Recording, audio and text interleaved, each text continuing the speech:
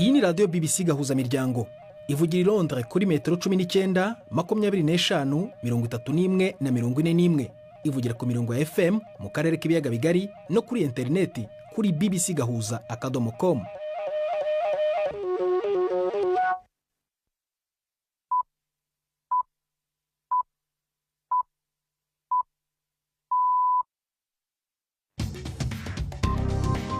Ubu ni saa 10 n'igice ku isaha mpuzamahanga ya GMT, ni saa 12 n'igice ku masaha yo mu Rwanda no mu Burundi. Muri studio muri kumwe na Prudence Ngiyumva.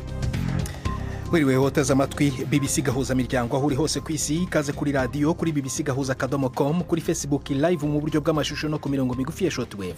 Dore ingingo z'ingenzi z'amakuru turambora mu kanya kuri uyu wa gatanu tariki ya 21 z'ukwa gatatu. Igisirikare cya Sudan kiravuga ko kigaruriye ingoro y'umukuru w'igihugu muri Khartoum ikayikura mu maboko y'abarwanyi b'umutwe wa RSF. Impunzi z'abanyekongo zakungiye mu bice bitandukanye mu ntara y'Ibitoki mu Burundi ziri kwimurirwa mu nkambi y'impunzi zateguriwe hagati mu gihugu kure y'urubibi. Murumva impamvu mukanya. Aho mu Burundi kandi bamwe mu bahanga banononsoye ururimi rw'igifaransa baravuga ko ruri gusubira inyuma mu gihugu mu mashuri mu gihe harahimbajwe umunsi waruhariwe ku isi. Biterwa n'iki? Ubuza wumva umuntu ngo yiga lettre na langue, no kuvuga uramubaza uti none warigize wandika n'akantu kiwawe mu gifaransa basi. Iyo langue ugasanga ni indimi zine nta na hamwe yakoresheje umutwe wiwe hose no kwiga utuntu tugusadikiranya. Hari n'imikino ndetse n'abaza muganga aho dusobanukirwa ku ndwara izwi nk'imidido kandi ngo irimo ibicu. Kuva ku cyiciro cya mbere kugeza ku cya gatanu, ku cyiciro cya gatanu abarembye urumva ko ubuvuzi buratandukana. Wenda nk'urugero nk'umuntu ujeyo atarembye cyane ntago ababyimbye cyane.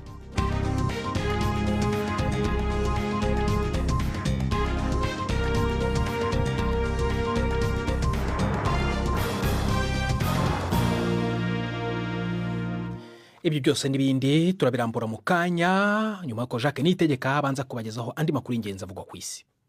Umuryango mpuzamahanga w'ibigo by'indege ku isi IATA uravuga ko inkongi y'umuriro yatumye ikibuga cy'indege cya London Heathrow gifunga, bitera kwibaza cyane impamvu iki kibuga gikoreshwa cyane mu rwego mpuzamahanga cyacungiraga cyane ku isoko imwe y'amashanyarazi. IATA yavuze ko byabaye ari urundi rugero rwerekana ko ikibuga cya Heathrow cyateranye abagenzi n'ibigo by'indege. Amashanyarazi ku kibuga cy'indege cya Heathrow, kimwe mu bigwaho indege nyinshi cyane ku isi, yacitse kubera inkongi y'umuriro yadutse mu kigo gito gitanga amashanyarazi. Guhindura gato ko uburyo amashanyarazi yatangwa mu gihugu byatumye agaruka igice kuri icyo kibuga. Abayobozi b'ikibuga cya Heathrow bavuze ko bagiye gukora iperereza kugira ngo bamenye impamvu ibyuma bitanga umuriro byitabazwa igihe ubuze bitabashije gukora kugira ngo ikibuga kidahagarara gukora. Abagenzi barenga 200,000 byo bagizeho ingaruka. Abapolisi barwanya iterabwoba bayoboye iperereza, ariko abayobozi bavuga ko kuri ubu nta kimenyetso cyerekana ko ibi byakozwe nkana. Ingabo za leta ya Sudan zashimangiye ibirindiro byazo mu murwa mukuru Khartoum nyuma yo kwambura inyubako irimo ingoro y'umukuru w'igihugu inyeshyamba bahanganye zo mu mutwe wa RSF. Nubwo bamwe mu barwanyi ba RSF bakiri muri uwo mujyi ntibakihaboneka cyane, habonetse ku mbuga nkoranyambaga amashusho ya video yerekana abasirikare bo mu ngabo za leta bari mu byishimo imbere muri iyo ngoro ya perezida yangiritse, nubwo inyeshyamba zivuga ko urugamba rwo kuyigenzura rutarangiye. Zagabye igitero cya drone cyahitanye abasirikare benshi n'abanyamakuru 3 bari imbere mu rupangu rw'iyo ngoro. Umutwe wa RSF uracyagenzura uduce twinshi mu burengerazuba bwa Sudan.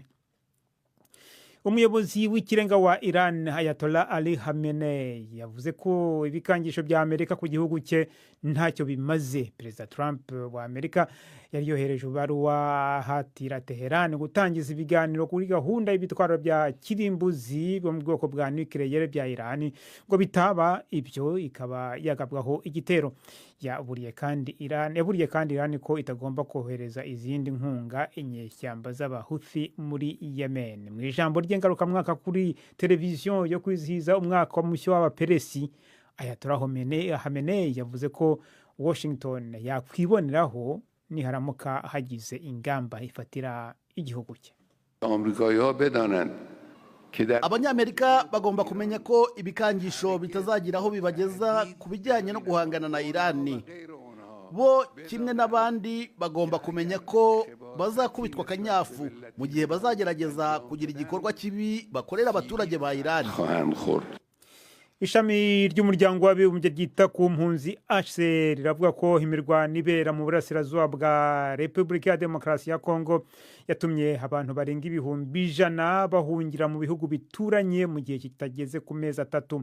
Umuvugizi wa HCR Eugene Byun yavuze ko ahantu hamwe na hamwe muri Goma mu ntara ya Kivu ya ruguru hakiraga abavanywe mu byabo n'imirwano hangijwe bigatuma benshi basigara badafite aho bakinga umusaya. HCR ivuga ko abavanywe mu byabo n'intambara barimo kubona imfashanyo idahagije kubera igabanuka ry'inkunga y'ubutabazi ya Amerika. Inyeshyamba zo mu mutwe wa M23 bivuga ko zishyikiwe n'u Rwanda zimaze igihe zihanganye n'ingabo za leta ya Kongo n'imitwe yitwaje intwaro bakorana. Minisitiri w'ingabo muri Israel Katz aravuga ko yategetse igisirikare gufata utundi turere muri Gaza mu gihe igitero gishya gikomeje muri iyo ntara. Minisiteri y'ubuzima iyobowe na Hamas muri Gaza ivuga ko mu minsi 4 ishize abanyagaza barenga 600 bishwe. Hamas yavuze ko ikomeje gusuzuma ibitekerezo bitandukanye byatanzwe kugira ngo hagerweho amasezerano yo guhagarika imirwano no kurekura ingwate. Ni inkuru ya Yolande Ner umukizwaho na Nina Iradukunda. Minisitiri w'ingabo wa Israel avuga ko ingabo zakajije umurego kugaba ibitero byo mu kirere, ku butaka no ku nyanja muri Gaza kugira ngo zishire igitutu kuri Hamas maze irekure ingwate zisigaye. Yavuze ko abanyapalestina bashobora gutegekwa kongera kwimuka bava mu majyaruguru berekeza mu majyepfo y'iyi ntara. Hagati aho Hamas yavuze ko yemeje kugira uruhara mu biganiro byo guhagarika ingwano no kurekura ingwate kandi ko irimo gusuzuma ibitekerezo bitandukanye birimo n'ibya Amerika bigamije guhagarika intambara. Umukozi w'umuryango w'abibumbye yatanze impuruza ko ari ubwa mbere hashize igihe kirekire kuva intambara yatangira mu 2023 imfashanyo itemererwa kwinjira muri Gaza, akavuga ko ibi birimo gusubiza inyuma intambwe yari imaze guterwa mu gihe cyo guhagarika imirwano. Urukiko rwo muri Zimbabwe rwanze ubujurire bwo kurekura umunyamakuru watawe muri yombi nyuma yo gutangaza ibiganiro n'abanyamakuru binenga Perezida Blessed Mulanga azaguma muri gereza mu gihe ategereje kumenyeshwa itariki azaburaniraho. Abayobozi bavuga ko ibiganiro n'abanyamakuru byatanzwe n'abahoze ari abasirikare mu ntambara yo guharanira ubwigenge bwa Zimbabwe byari bigamije gukangurira abantu kwigomeka. Kimwe muri ibyo biganiro humvikanyemo abahamagariraga Perezida Emmerson Mnangagwa kwegura. Bwana Muhanga ahakana ibyo ashinjwa, amushyigikira bavuga ko ifungwa rye ari igitero ku bwisanzure bw'itangaza makuru. Urakoze Jacques Nitegeka kuri ayo makuru ya BBC.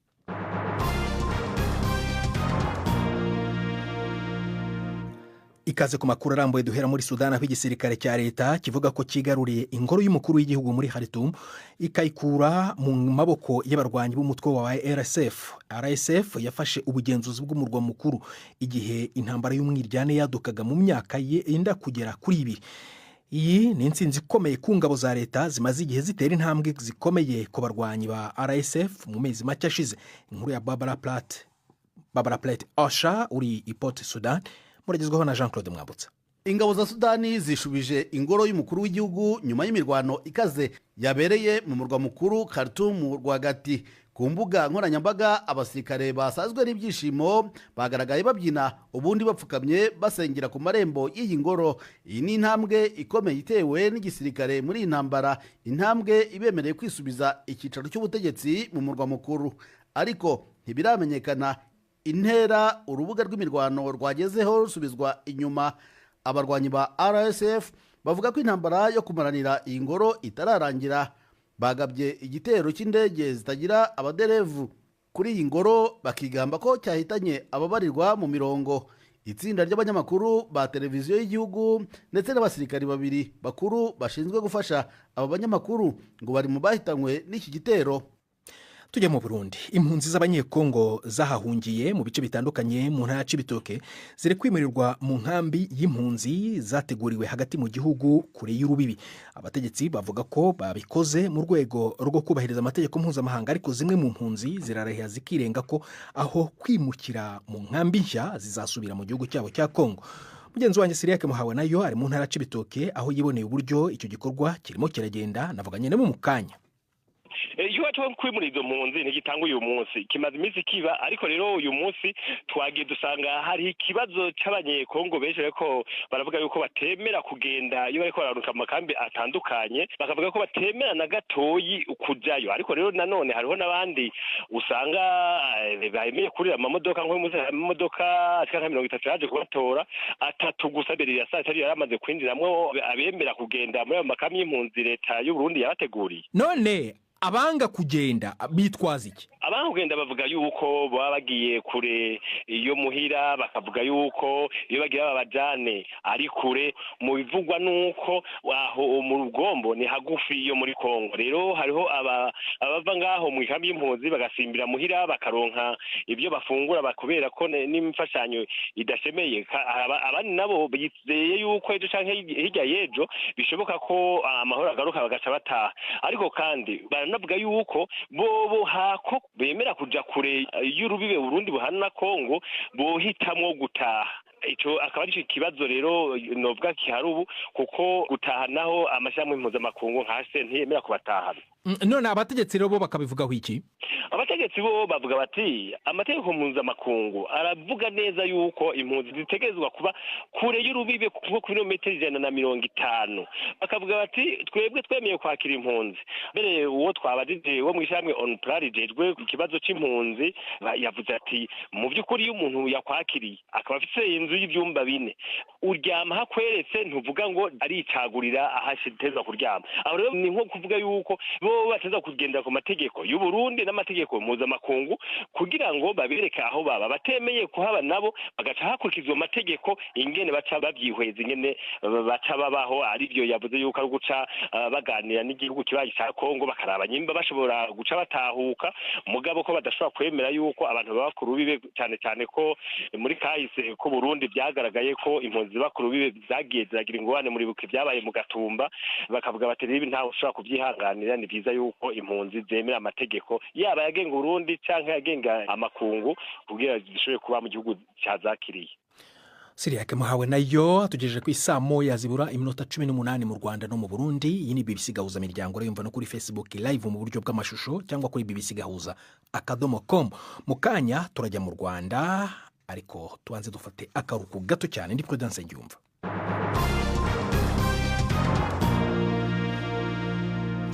I Rubavu mu burengerazuba bw'u Rwanda, abakora ubucuruzi buciritse bwambukiranya imipaka hagati ya Rubavu na Goma muri Repubulika ya Demokarasi ya Kongo baravuga ko ingano y'ibicuruzwa bajyanaga muri Goma yagabanutse cyane. Hagiye gushira hafi amezi 2 inyeshyamba za M23 zifashe umujyi wa Goma. Abacuruzi ba Rubavu baravuga ko urujya n'uruza no kwisanzura mu bikorwa by'ubucuruzi byorohejwe cyane ugereranyije na mbere M23 itarafata Goma. Ariko abacuruzi bakanavuga ko kuba banki zakoreraga muri uwo mujyi kugeza ubu zigifunze imiryango biteye ingorane mu bucuruzi bwambukiranya imipaka. Ni mu gihe Minisiteri y'Ubucuruzi n'Inganda mu Rwanda yo ivuga ko imibare igaragaza ko ubuhahirane hagati y'uburasirazuba bwa Kongo n'u Rwanda yazamutse, kuko ngo ako gace gakenera cyane ibicuruzwa bivuye mu Rwanda. Umunyamakuru wa BBC Yves Bucyana ari mu mujyi wa Rubavu yaduteguriye inkuru ikurikira.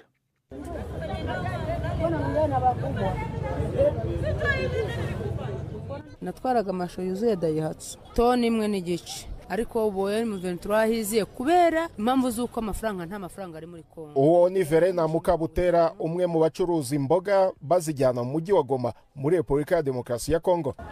Ndi mu isoko rinini riri hano ku mupaka wa Petite Barrière, umwe mu mipaka ibiri ihuza umujyi wa Rubavu mu Rwanda n'umujyi wa Goma muri Repubulika ya Demokarasi ya Kongo. Ni isoko rizwi nka Cross Border Market. Aha mpagaze hakaba hacururizwa imboga zijyanwa mu mujyi wa Goma muri Kongo. Biragaragarira amaso ko ibicuruzwa ndetse n'abacuruzi atari benshi.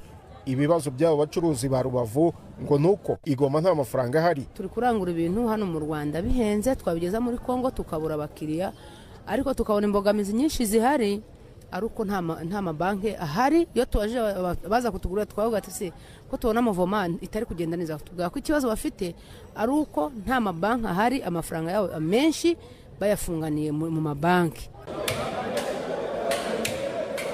Aha naho ni mwibagiro rikuru ry'inka mu mujyi wa Rubavu. Ni mu masaha ya mu gitondo cya kare, inka nyinshi zamaze kubagwa zirapakirwa mu mamodoka atonze umurongo hanze azijyana mu mujyi wa Goma.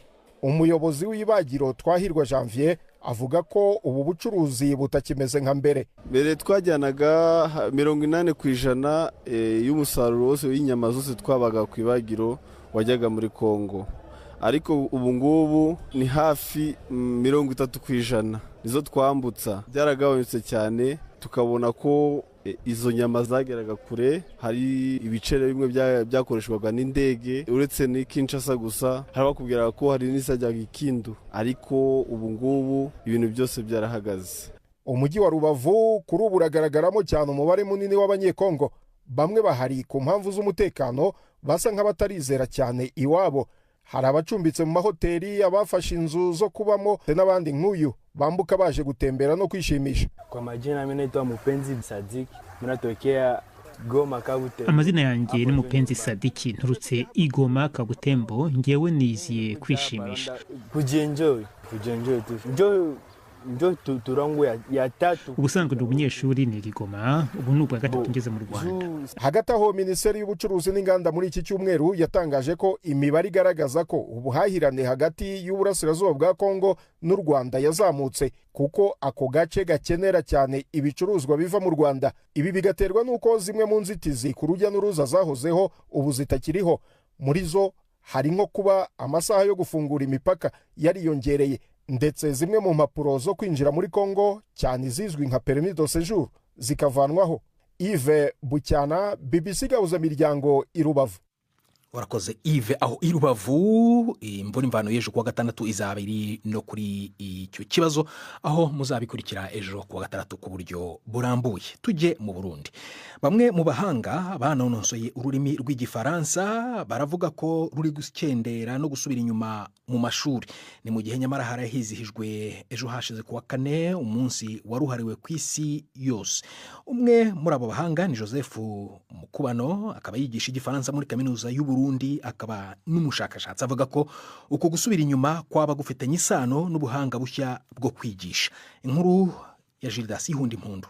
Joseph Mukubano yigisha igifaransa muri kaminuza y'u Burundi abona ko aho bigeze bisa nkaho mu Burundi igifaransa kidafise imizi nubwo kivugwa na benshi. Avuga ko iyi ngorane iterwa hanini nuko abajeje gutegura inyigisho bazitunganya mu buryo butabereye. Uyu mushakashatsi arashimika no kungene uburyo bushasha bwo kwigisha bw'ishure nshingiro na BMD buri mu bitagenda neza. BMD ni indinganizo nshasha aho igice ca mbere ca kaminuza kimara imyaka 3 mu gihe kera ca marine. Dukoresha igifaransa mu kwigisha, dukoresha igifaransa mu gutwara. Ivyo bigasigura rero yuko ico gifaransa tutakimenye neza ntaco tuzomenya kindi. Igifaransa mu Burundi cyateza kuba ururimi mvamahanga, langue étrangère.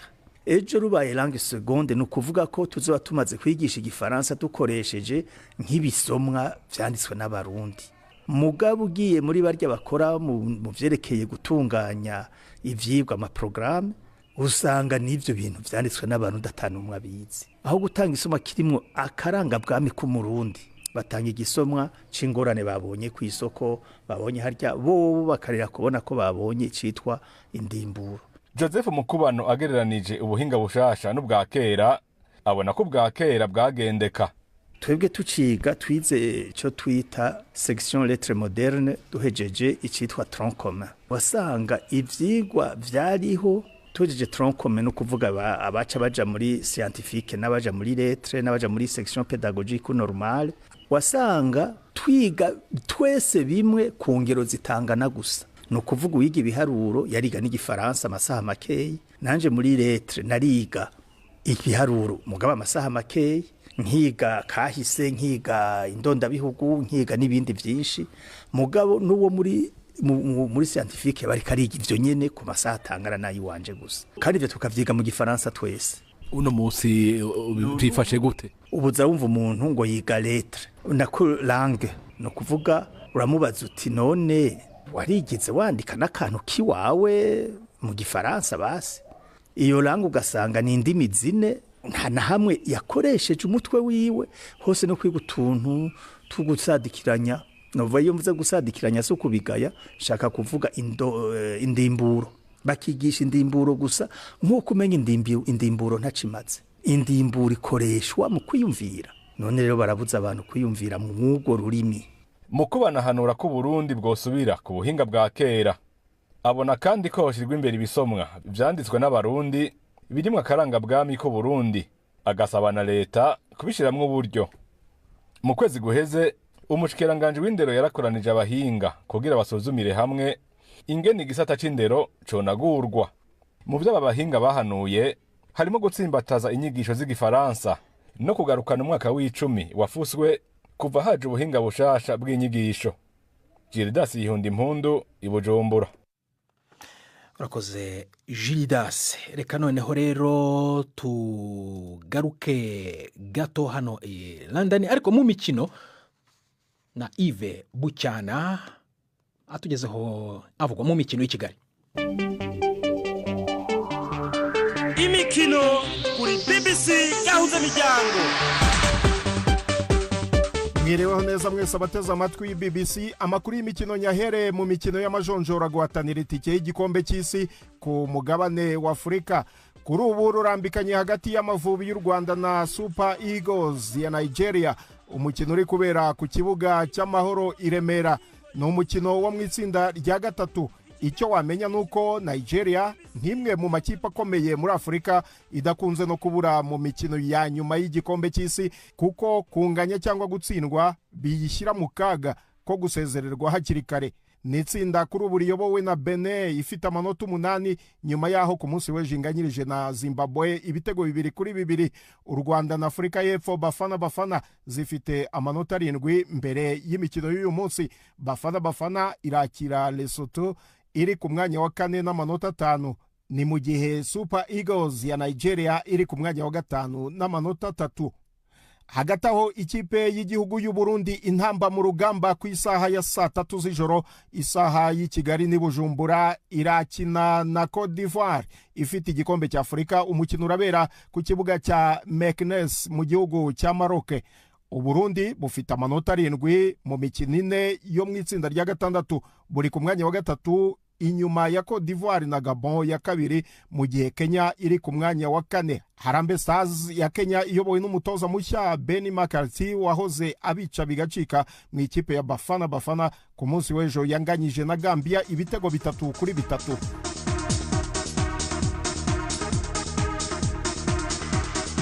Ku mugabane w'Uburayi umutoza mukuru w'Ubwongereza Thomas Tuchel niyahamagaye mu ikipe ye ya mbere Morgan Gibbs White, Jarell Quansah na Aaron Ramsdale mu bakinnyi bagomba kwitabira umukino wo gushaka itike y'igikombe cy'isi uza guhuza Ubwongereza na Albania muri iri joro ku kibuga cya Wembley i London.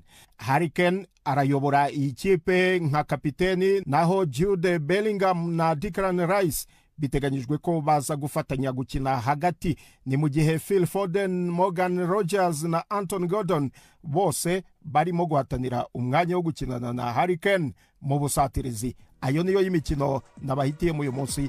Gendi Yves Bucyana.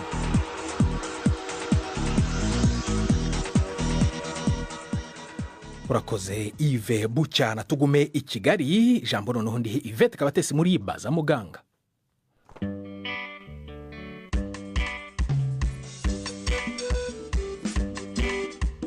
Mwireho neza. Imidido ni uburwayi bukomeye butuma umuntu abyimba amaguru ndetse iyo uburebye busa n'ubuteye ubwoba. Cyakora iyo buvuwe umurwayi ashobora koroherwa ndetse agasubira mu buzima busanzwe. Ikigo Heart and Soul Africa giherereye mu karere ka Musanze mu ntara y'Amajyaruguru ni kimwe mu bivura ubu burwayi. Jeanne Uwizeyimana ni umuyobozi wacyo. tuvuga yuko indwara y'imidido yandura binyuze mu butaka, kwa kundi abantu bagenda mu butaka nta nkweto bambaye, habamo imyunyungugu yinjira mu birenge ugasanga yangirije imiyoboro imwe n'imwe ijyana amaraso n'amazi, ariho usanga umuntu yatangiye kubyimba amaguru. Kandi ntago bifata igihe gitoya ngo uvuge ngo yagiye mu butaka uyu munsi, ni ukuvuga ngo tuvuga ko ari long exposure, amaze igihe kirekire agenda kuri bwa butaka burimo ya myunyungugu. Hanyuma indwara y'imidido iraryana?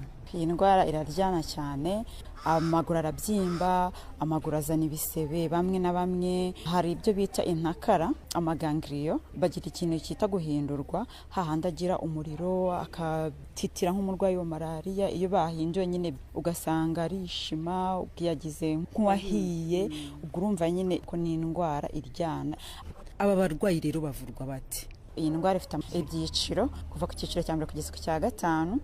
Uri ku cyiciro cya gatanu abarembye, urumva ko ubuvuzi buratandukana. Wenda nk'urugero nk'umuntu ujeyo atarembye cyane, ntabwo aba abyimbye cyane, uwo muntu hari solution dukoresha, ni umuti wa antibacterial dushyiramo mu mazi bitewe n'uko amaguru tubonye uko angana, kuko nabo bose ntabwo ibipimo biba bingana, noneho tukamushyiramo uwo muti agatumbika hagati y'iminota 20 kugeza kuri 30. Iyo amaze gutumbika avanamo amaguru ye akumuka, hari amavuta yabigenewe, noneho ayo mavuta niyo bakoresha bisiga kugira rwa ruhu rwabo rukomeze rworohere. Hari na kese zindi usanga nyine bafite nk'ububyimbe bunini, ho dukoresha amabande kugira ngo bwa bubyimbe bugabanuke, noneho busunike y'amazi kuba yatembera, noneho circulation ikore neza. Noneho hari n'abagira ibimeme hagati y'amano n'andi, dukoresha umuti wabigenewe kugira ngo nabwo adakomeza kuba yababara. Hari uzafite ibisebe, aho naho dukora wound care, tukaba twamuvura bya bisebe bikaba byakira. Bamwe mu bo twasanze baje kwivuriza mu kigo Heart and Soul Africa baremeza ko ubuzima bwabo bugenda buhinduka cyane. Witwa nde? Uzayisenga Divine. Ufite imyaka ingahe? 18. Natangiye kurwara nari mfite imyaka 8, amaguru atumbye ariko atariho tuno tuntu. Ngeze mu wa 6 niho byaje kuzaho tuno tuntu. Warabashaka kugenda subwo? Berano nari niye hafi y'ikigo, nagendaga ariko kugera ku ishuri nubwo ari hafi bikambera ikibazo. Warababaraga cyane? Kujyama wapi? Ubu se nyuma yo kuvurwa hafi imyaka 4 wumva umerewe utubu? Ko birinjaga ku ishuri no kujyama ndasinzira. Urumva se ufite icyizere cyo gukira? Ndagifite. Nitwa Harerimana Dorosine. Ufite imyaka ingahe? 6. Natangiye kurwara mfite imyaka 16. Uri kubona inyo zaturukaga umu nirirwanaga igiti, ndi guhungura inyo nkiri iwacu, nuko ngira Imana iki kigo kiranyakira banyitaho, none uri kubona ko ibirenge bimaze gukira, bose baratangara. Iki kigo Heart and Soul Africa kimaze imyaka 15 kivura imidido, cyashinzwe n'umunyamerikakazi. Kuva icyo gihe kimaze kwakira abarwayi barenga 700. Ikigo cyashinzwe n'umunyamerikakazi yitwa Tanya Houston, yaje gusura mu Rwanda, yaraje noneho aza kubona abantu bafite ikibazo cy'indwara y'imidido babyimbye amaguru. Umuntu rero ufite inararibonye mu bijyanye no kuvura abantu bafite ibibazo by'amaguru, aravuga ati noneho umuntu ashobora gutangiza ikigo gishobora kuba cyafasha aba bantu bafite indwara y'imidido. Nuko igitekerezo cyaje. Hanyuma rero kuva icyo gihe cyose kugeza ubu ese hari abakize batakinaza, bigenda bite? Iyi ndwara kubera yuko ni uburwayi buhoraho, icyo dukora ni management yayo kugira ngo budakomeza gukura. Ariko mu kigaragara abantu baragenda bakamera neza, bagasubira mu mirimo yabo, abatarambaraga inkweto bakambara inkweto, ku buryo n'abantu babahaga kato bongera kubiyumvamo, bakababona nyine nk'abantu basanzwe, bakaba basubira mu muryango nyarwanda nta kibazo. Bavurwa igihe kingana gute kugira ngo umuntu abe yasubira mu buzima busanzwe? Ntabwo navuga ngo iyi ndwara ngo urayivura ngo umunsi umwe, ngo icyumweru ngo urakize, bisaba guhozaho. Tubashishikariza n'abandi bose basa nk'abakize kwambara inkweto zifunze ahantu hariho hose, kwirinda kujya mu murima bambaye ibirenge, noneho no kugira isuku. Ubwo rero tukora follow up tukareba niba barakurikije amabwiriza twabahaye kugira batazasubira inyuma. Ni naha rero dusoreje, muramukeho neza. urakoze Yvette na muganga mwaganiraga muri baza muganga rero ni namwe mutugejeje ku musozo w'ibiganiro byacu gusa mbere yo kuva muri studio nakubwira ko igisirikare cya Sudani kivuga ko kigaruriye ingoro y'umukuru w'igihugu mu murwa mukuru Khartoum kikayikura mu maboko y'abarwanyi b'umutwe wa RSF bamaze imyaka ikabakaba 2 bahanganye. Naho mu kiganiro cy'imikino mwumvaga ko Yves atubwira ko u Rwanda ruri gukina na Nigeria i Kigali, umukino ukaba ari ibitego 2 bya Nigeria ku busa bw'u Rwanda, igice cya kabiri kikaba cyenda gutangira mu kanya. Reka twizere ko Amavubi aza kugombora. Ibiganiro byabewe na Nini Radukunda, ndi Prudence Nyoba wakoze guhitamo BBC gahuza miryango. Ejo nimvura imvano ku cyumweru n'urunana ibice 2. Uraryana weekend nziza.